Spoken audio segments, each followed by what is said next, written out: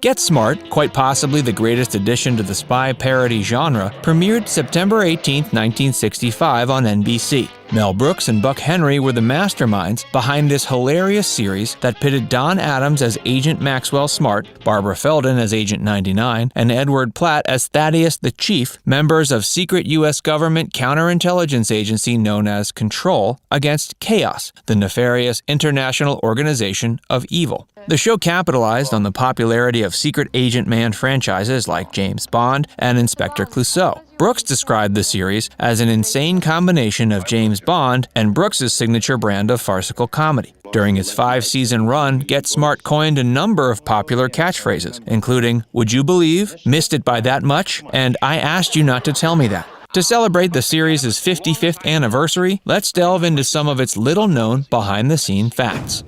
Daniel Melnick deserves a production credit.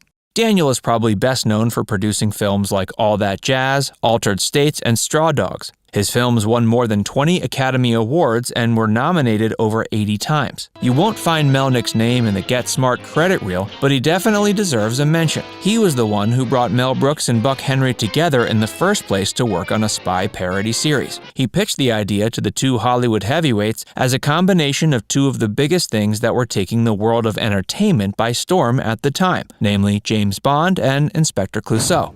Fang got fired.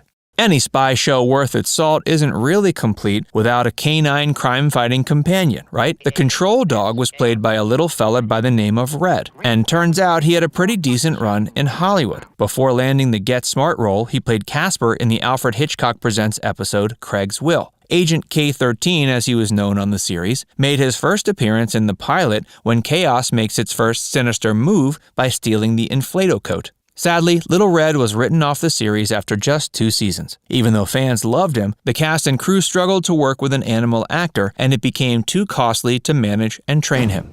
Max Smart's commercials. Don Adams used his iconic "Would you believe" line in a whole slew of commercials to promote Midwestern fast food chain White Castle's fish and fries meal deal for the unbelievable price of just 99 cents. He also lent his likeness to a 1971 Hertz Rent-A-Car commercial, where he once again used the "Would you believe" line to convince Cinderella, played by Laverne and Shirley's Penny Marshall, to not work for her evil stepsisters. At the end of the ad, Cinderella is teleported into a Hertz uniform, and there's a tagline that pops up on screen about every customer being treated like a prince. Cheesy? Yes, but a gig's a gig, right? Quick side note, if you're enjoying this video so far, make sure you give it a like and subscribe to our channel. And keep watching, we have a whole bunch of Get Smart trivia gold lined up for you. All those classic sports cars. There's really no denying the fact that sports cars in the 60s had a certain edge to them that put them in a league of their own. For the first season or two of the series, Max drove a Ferrari 250 GT PF Spider Cabriolet. Most folks would give a limb for a chance to have one of these bad boys in their garage. And of course, he also sported a classic red Sunbeam convertible, another breathtakingly gorgeous piece of machinery. Volkswagen was one of the primary sponsors of the show's 3rd season, so Max got the opportunity to cruise around in a blue Karmann Ghia. He switched up vehicles once again for season 4, when he traded his keys in for a yellow Citroen and a blue Ford Shelby Mustang GT500. Buick sponsored season 5, which meant Max got the chance to hop behind the wheel of a gold Opel GT. Johnny Carson was close friends with Don Adams. Carson made 2 appearances on the show. The first time he guest starred on the series was in the episode Aboard the Orient Express. Johnny played a somewhat overzealous train conductor whose fanatical passion lands him in some hot water. His second appearance was in the episode The King Lives, where he plays a king's herald who introduces a princess after an excruciatingly protracted synopsis of the family's royal bloodline. In a 1968 interview when Adams was a guest on The Tonight Show, he detailed a time that he was flying in coach after spending some time in Europe. A couple minutes before liftoff, Adams swapped out his ticket for a first-class seat after Johnny Carson handed him a humorous, handwritten note beckoning him to join him. The two spent the rest of that flight shooting the breeze and quizzically teasing each other back and forth. Guest stars galore. Reading out a list of all the celebs who guest starred on Get Smart is like looking at a who's who of Hollywood in the 60s. 138 episodes gave plenty of opportunities to host some incredible star guests. For the very first episode, Michael Dunn played Mr. Big Striker, and in the Dead Spy Scrolls, Leonard Nimoy, aka Spock, makes a surprise visit. Other notable stars that found their way to the Get Smart set included James Caan, Bob Hope, Don Rickles, Regis Philbin, and Phyllis Diller. The gadgets that James Bond would have envied. Or not. I mean, who wouldn't want a shoe phone? It gave a whole new meaning to the phrase walk and talk. Then there was the Cone of Silence, a double-domed device intended to facilitate private conversations between two agents, but instead made it so they can't hear each other in the slightest, while listeners outside of the bubble could hear them with crystal clarity. Mel Brooks had one rule when coming up with gadgets and gizmos: do what James Bond would have done, but stretch it by half an inch. Phones were built into every conceivable object, from pencils, bowls of fruit, garden hoses, or even a cheese sandwich. There was even a time a cup of coffee and a donut had dual functionality as a radio. Executive producer Leonard Stern noted, "Some of the gadgets were so close to reality, it was absolutely unnerving to the FBI. Although we seriously doubt any real-life governmental agents are communicating via soccer cleats or sugar-glazed confectionery treats." Andy Warhol and TV Guide. TV Guide enlisted the talents of world-famous pop artist Andy Warhol to design the cover of their March 5, 1966 issue. Warhol used his iconic color-blocking print technique on photos of Barbara Feldon that were captured by famed fashion photographer Roger Pridgent for the magazine's cover and some of its interior fashion showcases. What was Agent 99's name?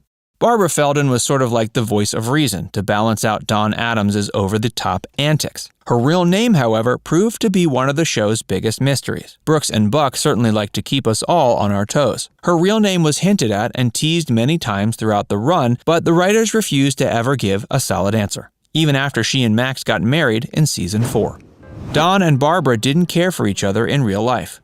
Barbara Feldon admitted she and Don never really talked to each other in the early days of filming. They would simply arrive on set, deliver their lines, and go home. It would be a number of years before they would develop something more akin to a working relationship. Agent 99 started off as something more like a supporting character, but as the show progressed, she took on a more prominent role. As her character developed, so did her and Don Adams' on-screen chemistry. But even so, it wouldn't be until the show was nearing its end they started to consider each other friends. F Troop's Spoof. Another popular 60s series that poked fun at the spy genre was F Troop, starring Forrest Tucker and Ken Berry. In one episode entitled Spy, Counter-Spy, Counter-Counter-Spy, the writers introduced a character named B. Wise, portrayed by Pat Harrington Jr., who was very clearly a spoof of Don Adams' Max Smart.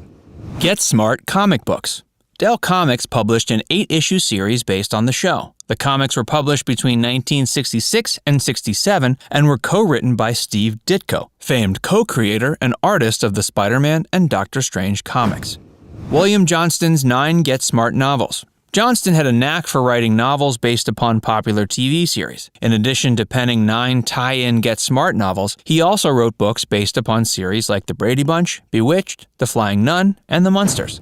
First TV franchise to air on 4 major networks.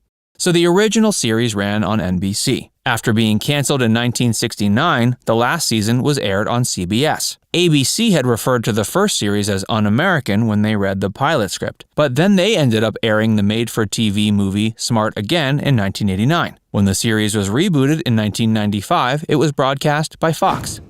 Speaking of the 95 reboot, the original series wrapped up May 15, 1970. 25 years later, Max Smart and Agent 99 joined forces once again for the Fox revival series. Seeing as more than 2 decades had passed, things had changed quite a bit. Max Smart since became Chief of Control, and Andy Dick plays his bungling son Zach. Dick was honestly a terrible choice as the lead for a series, and little of the magic that made the original series so special is retained in this awful sequel series. The show only aired for 7 episodes and was canceled a month after premiering. That's all the Get Smart facts we have for you today. If you can think of any we forgot, give us a call on our shoe phone and let us know. Which incarnation of Get Smart do you enjoy the most? The original 1965 TV series or Steve Carell's remake film? Let us know in the comments section below. And before you go, show us some support by hitting the like button and subscribing to our channel if you haven't already. Tap the bell icon to turn on notifications to keep up with all our latest videos.